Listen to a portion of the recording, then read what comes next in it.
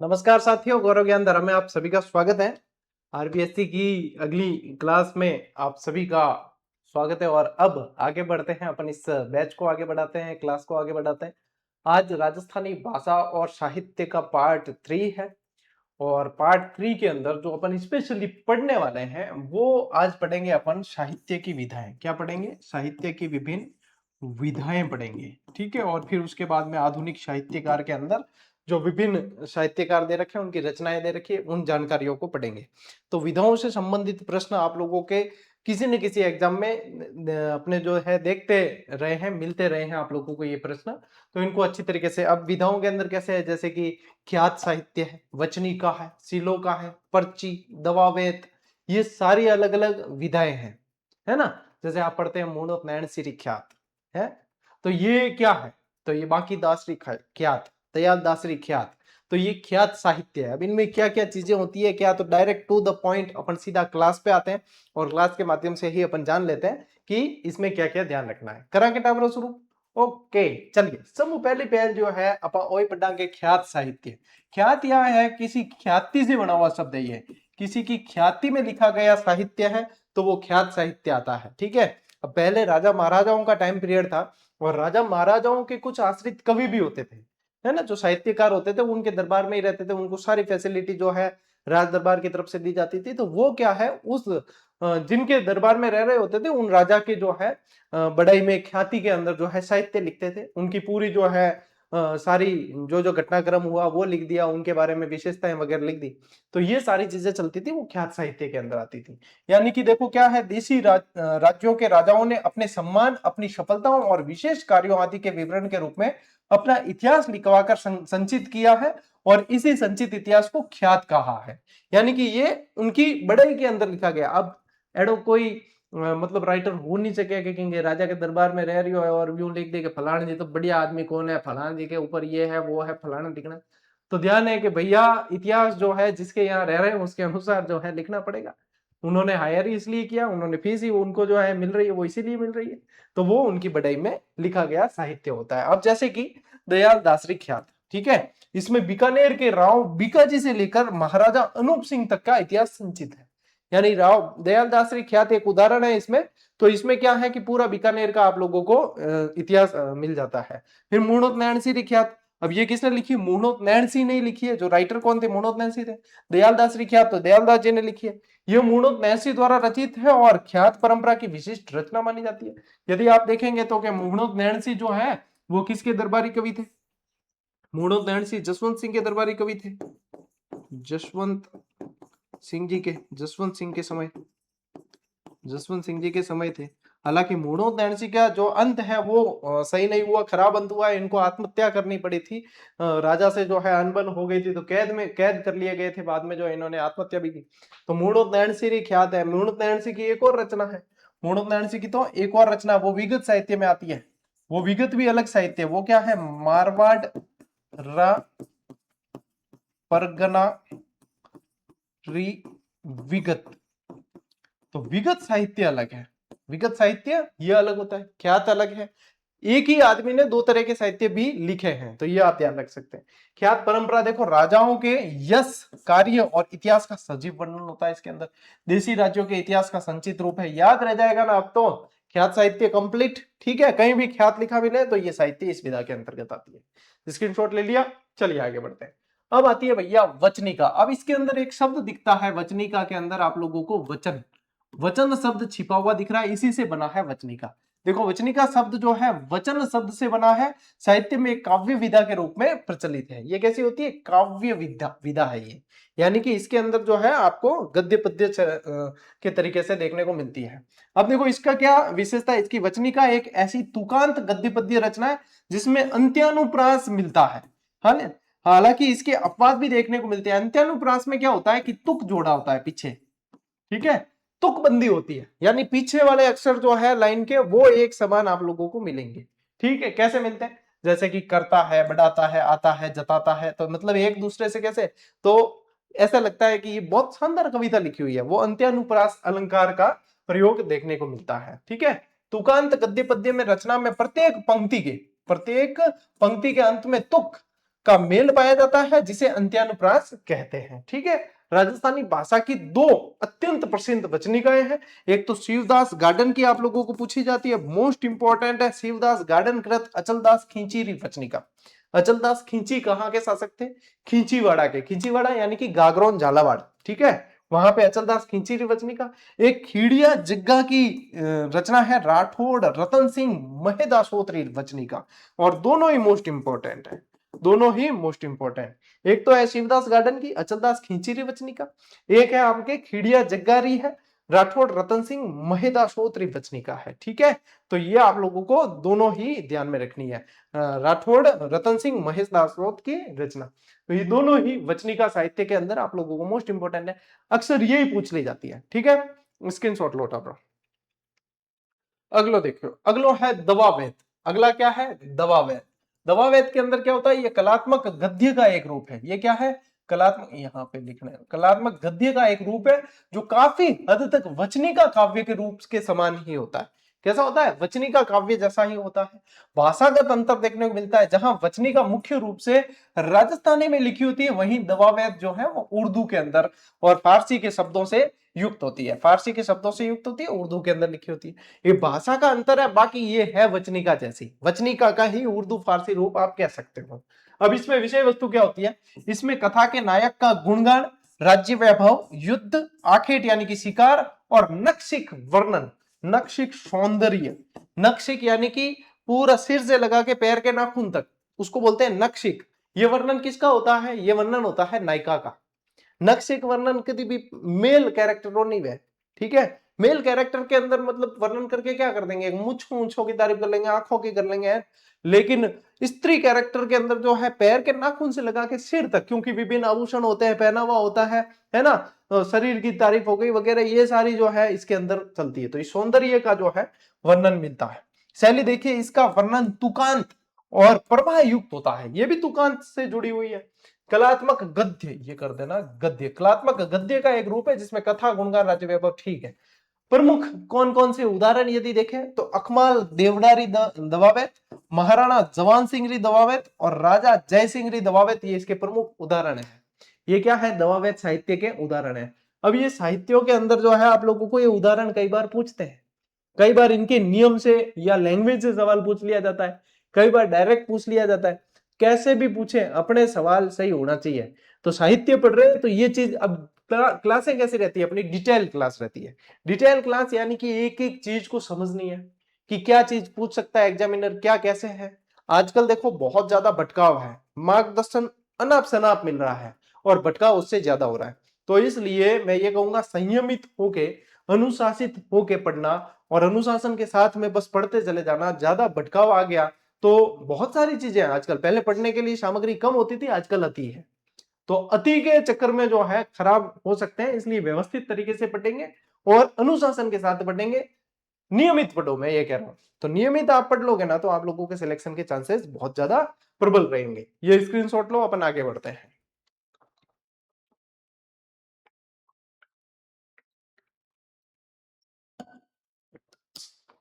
ठीक है, अब आती है वात। अब वात जैसे कि कह रहे चकवा वात साहित्य है। अब इसमें क्या होता है? वात यानी कि मारवाड़ी माते होने के थने एक बात को अटे आ थने एक बात को।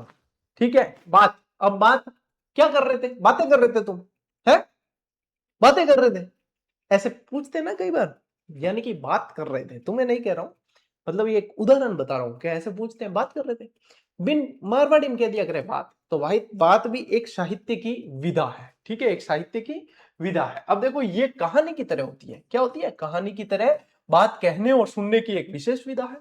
प्रस्तुतिकरण यानी कि इनमें हुंकारे भरने पड़ते हैं, हुंकार बताना पड़े कि एक बार एडो हुआ सा कि हासा कि महादेव जी गया जंगल में वरी, और जंगल में देखियो एक नार के आहा, और नार कर तो शिकार के ओ हो, और शिकार भैसा पड़ियो लार।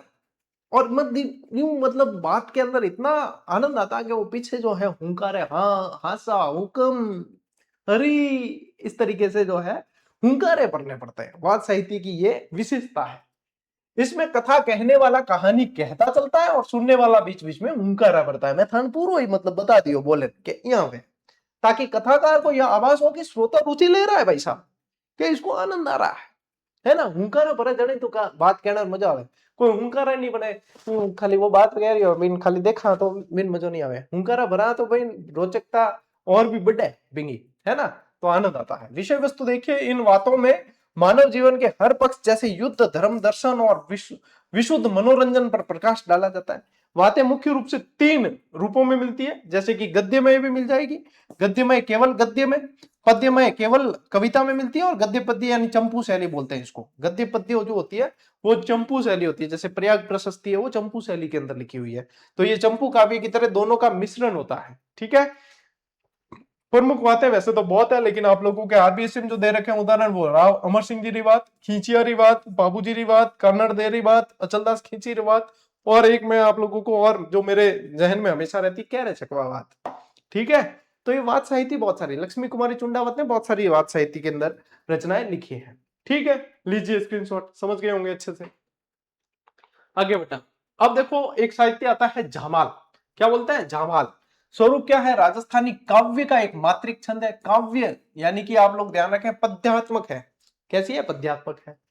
इसमें पहले पूरा दोहा आता है, फिर इसके 5वें चरण में दोहे के अंतिम चरण को दोहराया जाता है। जैसे कि पहला चरण, दूसरा चरण, तीसरा चरण, चौथा चरण।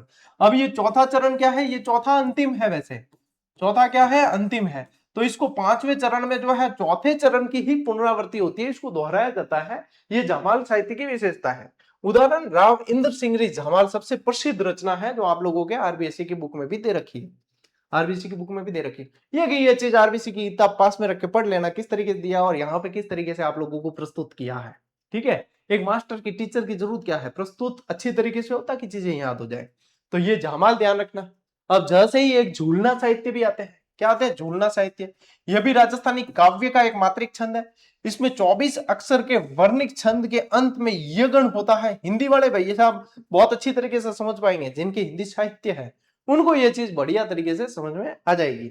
अब कुछ उदाहरण इसके भी, जैसे अमर सिंह राठौड़ झूलना, राजा गज सिंह झूलना, राव सुल्तान देवड़ा झूलना, और राणा प्रताप झूलना भी है, जो माला सांधू ने लिखे थे। राणा प्रताप झूलना, अमर सिंह झूलना भी है, ठीक है। तो बहुत सारे जो है आप लोगों को, अमर सिंह राठौड़ झूलना ये भी लिखा हुआ है, ठीक है। तो ये झूलना साहित्य है, ये जमाल साहित्य, दोनों ही काव्य शैलियां हैं, दोनों ही काव्य शैलियां हैं। और अंदर क्या है? मात्रिक छंद आते हैं इनके अंदर, ये आप लोगों को ध्यान रखने हैं, ठीक है। लीजिए स्क्रीनशॉट। देखो अगलो देखा, अगलो है पर्ची। जद जद पर्ची आ जानी तो पर्ची ध्यान रख लीजिए कि संत महात्मा है। क्या ध्यान रखोगे? संत साहित्य है ये पर्ची। ये बना हुआ भी है वैसा प्रश्न, ये आप लोगों के बना हुआ है ना। संत पीपारी पर्ची, ठीक है, पाबूजीरी पर्ची। तो ये पर्ची जो है, ये पर्ची साहित्य हमेशा ध्यान रखो कि ये संतों से संबंधित है। और ऐसे का ऐसे आपको पूछा भी गया है प्रश्न। संत महात्माओं के जीवन परिचय का पद्यबद्ध रूप से जो है प्रस्तुतिकरण होता है। संत महात्माओं का जीवन परिचय होता है, राजस्थानी भाषा में जिस पद्यबद्ध कविता के रूप में रचना में मिलता है उसे पर्ची कहा जाता है, ठीक है। उसे क्या कहा जाता है? पद्यबद्ध। इसको वापस से लिख देता हूं मैं, पद्यबद्ध तरीके से, ठीक है। तो इसको पर्ची कहा जाता है। प्रमुख रचनाएं जैसे संत नामदेवरी पर्ची, कबीर जी री पर्ची, संत रैदास री पर्ची, पीपा जी री पर्ची, दादू दयाल जी री पर्ची, मीराबाई री पर्ची। तो पर्ची जहां आ जाए तो वो पर्ची है संतों के जीवन से संबंधित। तो यहां याद रख लियो कि महाराज जी पड़े आशीर्वाद लेने गया और महाराज जी जो है पर्ची में मंत्र लिख अपन दे दियो, ठीक है। तो ये याद रह जाएगा, पर्ची साहित्य। अब आता है प्रकाश। महात्मा गांधी के कर्मों पे प्रकाश डालिए, ठीक है। ये होता है, यानी कि उन्होंने जीवन के अंदर क्या क्या कार्य किए वो विशेष रूप से जो है उनकी उपलब्धियां, विशेषता वगैरह बतानी होती है, तो प्रकाश साहित्य होते हैं। अब प्रकाश साहित्य किसी वंश अथवा व्यक्ति विशेष की उपलब्धियों या किसी घटना विशेष पर प्रकाश डालने वाली कृतियों को प्रकाश कहा जाता है। अब जैसे किशोरदास कृत राज प्रकाश, आसिया मानसिंह कृत महाशय प्रकाश, कर्णिदान कृत सूरज प्रकाश, ये सारे प्रकाश साहित्य है। कर्णिदान, ये यहां लिखा हुआ है कर्णिदान, ठीक है। क्या लिखा है? कर्णिदान, कर्णिदान कृत सूरज प्रकाश, ये सब प्रकाश साहित्य है, ठीक है। ये सब क्या है? प्रकाश साहित्य है। तो प से पर्ची, प से प्रकाश, याद रख लेना वैसा। ठीक है, लीजिए स्क्रीनशॉट।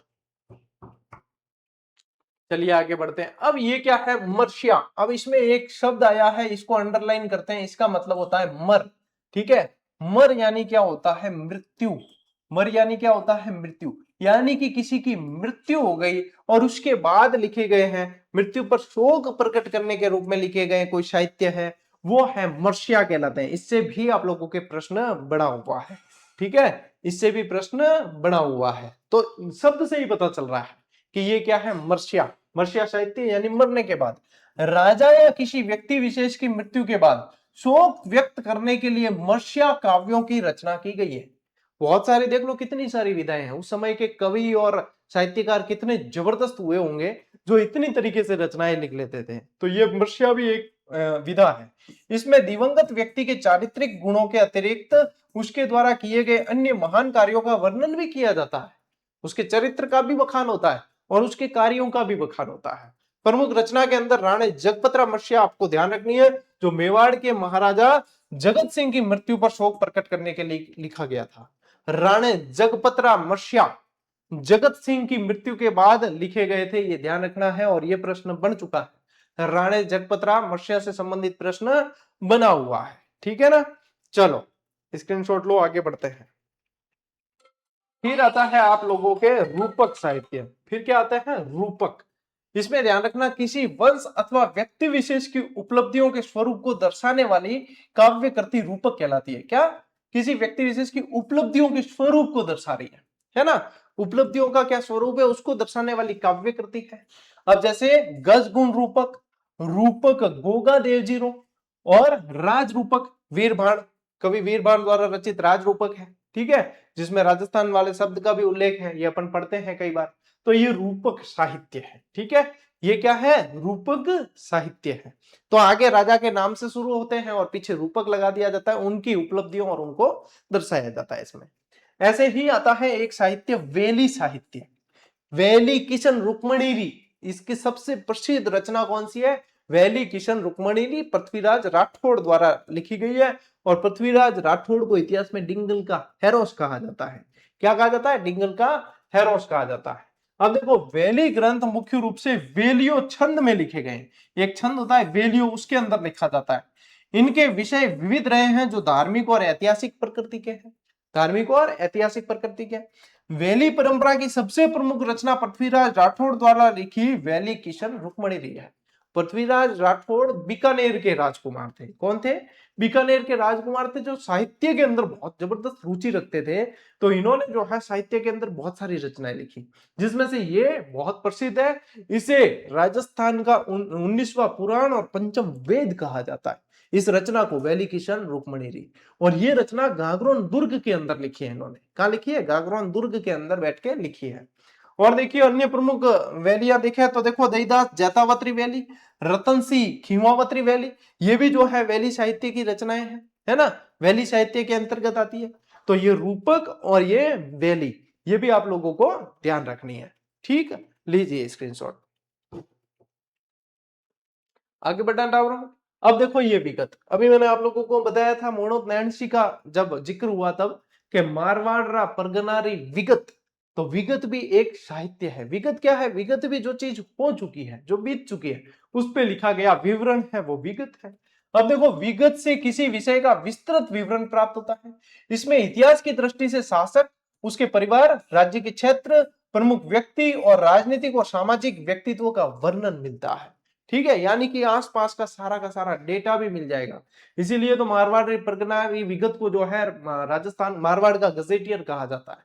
ठीक है, जनगणना के आंकड़े तक भी उसके अंदर मिल जाते हैं आपके। ठीक, आर्थिक महत्व देखिए, विगत में उपलब्ध आंकड़े आर्थिक दृष्टि से भी बेहद उपयोगी है, कि आर्थिक रूप से भी उसके अंदर बहुत सारी जानकारी ऐसी मिलती है जो अपने को कई सारी डेटा देती है। मतलब इसमें क्या है, डेटा बहुत ज्यादा मिलता है इसके अंदर। इसके अंदर क्या मिलता है, इसके अंदर आप लोगों के डेटा खूब ज्यादा मिलता है। ठीक है, डेटा का संग्रहण बहुत ज्यादा मिलता है इसके अंदर, तो ये ध्यान रखना है। और देखिए प्रमुख ये मारवाड़ परगनारी विगत ये प्रमुख रचना है। ये किसकी रचना है? मोड़ोत-नैणसी की रचना है। मोड़ोत-नैणसी द्वारा रचित है। इसमें प्रत्येक परगने की आबादी, रेख, भूमि की किस्म, फसलों का हाल, सिंचाई के साधनों आदि की जानकारियां मिलती है। और इसे तो क्या कहा गया है? मारवाड़रा गजेटियर, क्योंकि गजेटियर ग्रंथ के अंदर ऐसी ही जानकारी मिलती है। मारवाड़ का गजेटियर इस ग्रंथ को कहा जाता है। ठीक है, इस ग्रंथ को क्या कहते हैं? मारवाड़ा गजेटियर कहा जाता है। आगे नहीं बात समझ में? यही चीजें जिको है थाना आगे लीजिए, एक एक चीज जो है ध्यान से पढ़नी जरूरी है। ठीक है, लीजिए स्क्रीनशॉट। साखी, अगला कौन सा है अपने? साखी। साखी क्या है? साखी शब्द संस्कृत के साक्षी से बना है। क्या बना है? साक्षी एक तरीके से आप समझ सकते हो कि तत्सम शब्द है, और साखी एक तरीके से तद्भव शब्द है। ठीक है, तो यहां पे देखिए साखी परक रचनाओं में संत कवियों ने अपने द्वारा अनुभव किए ज्ञान और सहज वर्णन किया है। उसका ज्ञान का क्या किया है? सहज वर्णन किया है। तो यहां पे भी संत साहित्य ध्यान रखना है आपको। और साखियों में मुख्य रूप से सोरठा छंद का प्रयोग होता है, जैसे कि कबीर जी की साखियां। कबीर जी की साखियां ये है ना, बुरा जो देखन में चला, बुरा जो बुरा न मिलिया कोई, जो दिल खोजा अपना, मुझसे बुरा न कोई। तो इस तरीके से साखियां लिखी गई है। तो ये साखी कबीरदास जी की साखियां, यानी कि कबीरदास जी ने लिखी है। और उसके अंदर बताया क्या? इन्होंने जो ज्ञान उन्होंने अनुभव किया है उसका सहज वर्णन कर दिया। उसका सहज दोहे वगैरह आप सभी ने जो है इनमें पढ़ा ही है। तो ये ध्यान रखना है आपको, ये साखी है। ठीक है, कबीर जी की साखियों में लोक में अत्यधिक प्रसिद्ध हुई है ये साखियां। ठीक है, फिर आता है सीलोका। सीलोका साधारण पढ़े लिखे लोगों द्वारा लिखे गए, इसलिए इन्हें जन साधारण की भावनाओं को आम जन तक आसानी से पहुंचाते हैं। ये ध्यान रखना, ये आम जन द्वारा लिखित है। इस तरीके से प्रश्न बनने की बहुत ज्यादा संभावना है। आम जन द्वारा लिखित, आमजन द्वारा लिखित है, ये आमजन द्वारा लिखित साहित्य है। ठीक है, प्रमुख सिलोके देख लीजिए। राव अमर सिंह जीरा सिलोका, राठौड़ कुशल सिंह जीरा सिलोका, है ना। इसी तरीके से सिलोके साहित्य ये लिखे जाते हैं। ठीक है, तो स्क्रीनशॉट ले लीजिए। आगे बढ़ते हैं। अब देखो ये हो गई भैया विधाएं सारी की सारी, कि क्या किस तरीके से है वो आपको ध्यान में रखना है। अब आते हैं अपन आधुनिक राजस्थानी साहित्य के अंदर। आधुनिक राजस्थानी साहित्य में बहुत सारे अपने आएंगे अब राइटर, और उनसे संबंधित जो है जानकारी आएगी, उनकी रचनाएं आएगी, ये सारी चीजें ये ध्यान में रखनी। कुछ आज पढ़ लेते हैं, कुछ बाकी की जो है कल पढ़ लेंगे अपन। तो कल मेरा मतलब रहेगा टारगेट कि कल जो है अपन ये पूरा कर लें, ये वाला चैप्टर जो साहित्य वाला है ना, वैसे बड़ा है लेकिन कल इसे पूरा कर लें, ताकि अब थोड़ी सी जो है, अब कल से जो है क्लास थोड़ी सी लेंदी करेंगे, या लेंदी नहीं भी करेंगे तो भी आप लोग देखेंगे कि मैटर जो है ज्यादा अपन कवर कर लेंगे, ताकि ये जो है आरबीएससी का बैच महीने भर में अपन पूरा कर लें, और महीने भर में जो पूरा होने के बाद में रीट मेंस का बैच अपन शुरू कर लेंगे, ताकि समय पे चलेंगे तो विस्तृत अध्ययन कर पाएंगे और बहुत अच्छी तरीके से चीजों को समझ पाएंगे। तो कैसा भी पैटर्न आ जाए, अपने जो भैया झंडे गाड़ के आने हैं कुल मिला के। ठीक है, तो देखो भाई, राष्ट्रीय चेतना के जनक मारवाड़ के कवि राजा बांकीदास तथा बूंदी के सूर्यमल मिश्रण, इन्होंने भैया ओजस्वी बहुत जबरदस्त रचनाएं की। सूर्यमल मिश्रण राजस्थान के राज्य कवि कहलाते हैं। ये क्या कहलाते हैं? राजस्थान के राज्य कवि कहलाते हैं। ठीक है, ये राज्य कवि है। राजस्थानी जनमानस में राष्ट्रीय चेतना का इन्होंने बीज बोया, और यही राष्ट्रीय चेतना आगे चलकर आधुनिक काल में अनेक कवियों की कविताओं में प्रकट हुई है।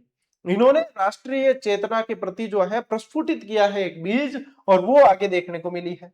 अन्य प्रमुख आरंभिक कवि जैसे कि राष्ट्रीय चेतना को जगाने वाले कवियों में हिंगलाज दान कविया, शंकरदान सामोर का भी नाम आता है। ठीक है, ये तो है ही, बांकीदास जी और सूर्यमल मिश्रण जी तो है ही, हिंगलाज दान जी कविया भी है, और शंकरदान जी सामोर भी, इनका नाम भी इनके अंतर्गत आता है। ठीक है, ये ध्यान रखना, स्क्रीनशॉट लो। आगे देखो कि यहां पे ध्यान रखना आपको, आधुनिकता का संबंध केवल समय यानी काल से नहीं है, बल्कि विचार और सोच से भी होता है। सोच से भी आधुनिक है। जीवन को देखने और समझने की वैज्ञानिक दृष्टि और यथार्थपरक दृष्टिकोण को आधुनिकता की मुख्य विशेषता माना गया, कि अपन उसको किस तरीके से देख रहे हैं, हमारी सोच कितनी विकसित हुई है। तो ये आधुनिकता है। कवि उमरदान कविया का योगदान देखिए। इनकी कविताओं में संवत 1956 के अकाल यानी कि छप्पनिया काल से दुखी जनता का मार्मिक चित्रण हुआ है। अब ये ऐसे का ऐसे एग्जामिनर पूछ भी सकता है आपको, क्या छप्पनिया काल के बारे में मार्मिक वर्णन किसने किया है, और इस तरीके से प्रश्न बनेंगे आने वाले समय में, देख लेना। तो ये किसने किया है? कवि उमरदान कविया ने, ठीक है। इसके साथ ही इन्होंने अपनी रचनाओं में पाखंडी साधुओं को बेनकाब करने का कार्य भी किया है। आज भी जैसे कि संत महात्मा, जो व्यवस्थित संत महात्मा है, वो भी कई बार जो है चपेट में आ जाते हैं पाखंडियों के, क्योंकि पाखंडी ज्यादा हो गए और वास्तविक कम बचे हैं। तो वास्तविक के चक्कर में पाखंडियों के चक्कर में जो वास्तविक संत महात्मा है उनको भी लोग उस दृष्टि से देखने लग जाते हैं। तो वहां पे जो है ये उस समय कवि उमरदान कविया ने तो उस समय कर दिया था, पाखंडी साधुओं को बेनकाब करने का कार्य भी उस समय कर लिया था। फिर देखिए रामनाथ कविया का योगदान। इन्होंने अपनी प्रसिद्ध रचना द्रौपदी विनय के माध्यम से समाज में नारी चेतना को जागृत किया। मोस्ट इंपॉर्टेंट कर देना, ये रचना आप लोगों को पूछी जा सकती है। ये किसकी है? रामनाथ कविया की। रामनाथ कविया की रचना है। रामनाथ कविया की रचना है द्रौपदी विनय। क्या है? द्रौपदी विनय इनकी रचना है। तो ये ध्यान रखना है आपने को, बहुत मोस्ट इंपॉर्टेंट है। लीजिए स्क्रीनशॉट। अब देखिए स्वतंत्रता सेनानी कवि और उनकी भूमिकाएं। प्रमुख स्वतंत्रता सेनानी जैसे कि केसरी सिंह बारट, विजय सिंह पथिक, जय नारायण व्यास, हीरालाल शास्त्री, गोकुलबाई भट्ट, माणिक्यलाल वर्मा, जानकी जन कवि गणेशी लाल व्यास। तो ये सारे जो है 1857 की क्रांति के समय हुए हैं, स्वतंत्रता संग्राम के समय हुए हैं। ये सारे जो है कवि, इनकी भी जो है आजादी के अंदर बहुत महत्वपूर्ण भूमिका रही है जनता को जागरूक करने के लिए, ठीक है। इन कवियों ने आजादी की लड़ाई में सक्रिय भाग लेने के साथ साथ अपनी कलम को हथियार बनाया है। जन कवि गणेशी लाल व्यास का योगदान देखिए, इन्होंने स्वयं आजादी की लड़ाई में प्रत्यक्ष रूप से भाग लिया और आजादी मिलने के बाद देश की परिस्थितियों में उपजे मोह भंग को भी कविताओं में प्रखर रूप से प्रकट किया इन्होंने। रेवतदान चारण का योगदान देखिए, इन्होंने सामंती शोषण के प्रति आमजन को जागरूक करने और जगाने का कार्य किया। ये सारी चीजें ऐसे पूछी जाती है आपको, निम्न से कौन आधुनिक कवि नहीं है, ऐसे भी पूछ सकते हैं। पढ़ी हुई सुनी हुई चीजें जो है काफी समय तक याद रहती है, इसलिए ध्यान से सुन भी लेंगे ना आप तो आपकी सवाल गलत नहीं होगा भाई। लोकप्रिय काव्य और कवि सम्मेलनों का प्रभाव क्या पड़ा? प्रसार का माध्यम बने। राजस्थानी में अनेक कवियों ने जन जन तक अपनी बात पहुंचाने के लिए कवि सम्मेलनों को मुख्य माध्यम बनाया। मेघराज मुकुल की जो है रचना, ये ध्यान रखना, कवि सम्मेलनों के दौर में इनकी रचना सेनानी, सेनानी का मतलब क्या होता है? निशानी। सेनानी का मतलब क्या होता है? निशानी होता है। जो आप लोगों को पता ना, हाडी रानी सहल कंवर ने अपने शीश को काट के दे दिया था अपने पति को, जो युद्ध में जाने से पहले जो है निशानी मांग रहे थे। तो उसी पे आधारित एक रचना है सेनानी, जो सर्वाधिक लोकप्रिय कविताओं में मानी जाती है, जो मेघराज मुकुल की रचना है और न जाने कितनी बार ये रचना पूछी गई है ना। लीजिए स्क्रीनशॉट। कन्हैयालाल सेठिया का साहित्यिक योगदान, कौन नहीं जानता कन्हैयालाल सेठिया के बारे में, अपन काफी सारी रचनाएं इनकी पढ़ी है। देखो कन्हैयालाल सेठिया हो गए, विजयदान देथा हो गए, ये तो ऐसे कवि हुए हैं जिनकी रचनाएं अक्सर पूछी जाती है एग्जाम में। देखिए इनकी रचनाएं गहरी नींद में सोई हुई आत्मा को भी जगा देने वाली अद्भुत क्षमता रखती है। मोस्ट इंपॉर्टेंट है धरती दोहरारी, इस पे तो गीत भी बन चुका है। सेठिया जी द्वारा रचित इस प्रसिद्ध गीत को राजस्थान का आदर्श गीत भी कहा जाता है। धरती दोहरारी या तो सुरगा ने शर्मावे, इपे देव रमन ने आवे धरती दोहरारी, इस तरीके से इसमें शब्द है। प्रमुख काव्य देखिए, इनके सबसे प्रमुख काव्य कौन से हैं? मिंजर और लीलटास। कौन से हैं? मिंजर और लीलटास इनके प्रमुख, सबसे प्रमुख जो है काव्य है कन्हैयालाल सेठिया के। अब अभी अपन ये इनके बारे में इतनी जानकारी पढ़ रहे हैं, आगे जैसे जैसे बढ़ेंगे आगे अभी और भी जो रचनाएं आएगी इनके बारे में डिटेल आएगी, वो भी अपन पढ़ेंगे आगे, ठीक है। और वैसे जीजीडी फैक्ट आप लोगों को दे रखे हैं, यदि आपको नहीं पता तो ggdhub.com वेबसाइट पे भी आप लोगों को फैक्ट्स पूरी पूरी पीडीएफ उपलब्ध है, और वहां पे जो है कन्हैयालाल सेठिया से संबंधित, विजयदान देथा से संबंधित, ये सारे इनकी कंप्लीट रचना, इनके जीवन परिचय सब कुछ दे रखा है। प्रश्न उसमें से बाहर नहीं जाता है। और इसी के साथ आज की क्लास में साथियों ये क्लास संपन्न हुई। हालांकि अभी जो है अब कल वाली क्लास जो आएगी इसकी टू बी कंटिन्यूड क्लास है, और उसके अंदर बहुत सारी जो है रचनाएं, बहुत सारी डिटेल अपन पढ़ने वाले हैं। बेहतर और शानदार स्लाइड्स बना के आप लोगों के लिए लाने वाला हूं। आज जैसे कि 15-16 स्लाइड्स है, तो कल हो सकता है इसकी डबल हो, क्योंकि क्लास को थोड़ा सा कल लंबा करेंगे। और इस चैप्टर को, यानी कि इसके अंदर जितना आप भैया निचोड़ बचा है, इस चैप्टर को कोशिश करेंगे पूरा करने की, कि हाँ भाई पूरा ही कर दें इसको, ठीक है। ये प्रयास रहेगा कल के लिए। तो आज के लिए इतना ही, अब मिलते हैं अपन अगली क्लास में, अगले सेशन में। तब तक के लिए राम राम, जय हिंद।